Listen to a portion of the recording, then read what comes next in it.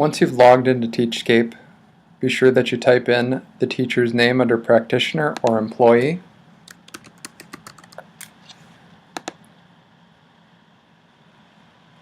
After typing that person's name in, you'll come to a screen that says Wisconsin Educator Effectiveness Evaluation, Franklin Public School District. And what you'll want to do is you want to click on Teacher Practices. There are some other screens here. There are links to click into other screens, but you only need to click into Teacher Practices. After clicking on Teacher Practices, what you'll do is you'll click on Mini Observation.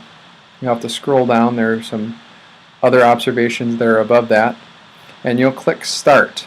Once you click Start, I'll show you the screen that you'll see.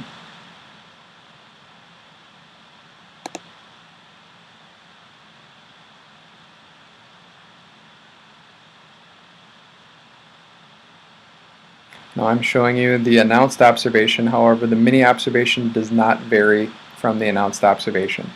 So what you'll be able to do is you'll be able to go in and add evidence. As you see below here, I have some evidence on the screen. But we'll put in some test evidence and add that.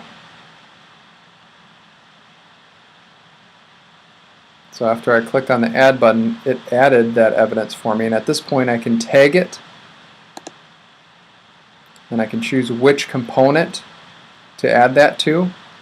So I can click on that and then click Save. And I can do that with all of my evidence. As you see, I have not tagged this other evidence yet. This is a test sample, so we're going to leave it in as a test at this point. And when you're finished entering all of your evidence and tagging it, you want to save and exit.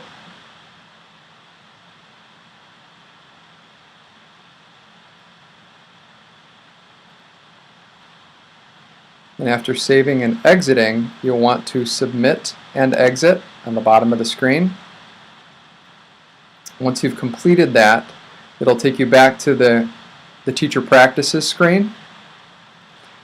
You'll want to scroll all the way down to the bottom of that page and click on the area that says Teacher Practices Score. When you get to this screen, this will allow you to go into the component that you have tagged.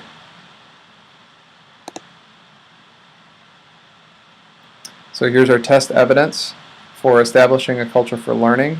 We can see the tags that I've assigned. And at this point, you're going to select any of the critical attributes that you see reflected in that evidence. You'll notice proficiency levels down below. You do not have to click on any of those levels. You just click on the critical attributes. And then also remember to do this. You're going to click on NA for a level of performance description, because you will not have to assess the performance level of the staff member. At this point, what you'll want to do is you'll want to exit this screen. And if you've done those things, you've done those steps, you've assigned critical attributes, then what you'll want to do is you'll want to go to where you had that evidence into this Teacher Practices screen. And so this is where I was collecting the evidence. And as soon as you click on Not Shared, you click on this Change button, it will allow the teacher to view that evidence.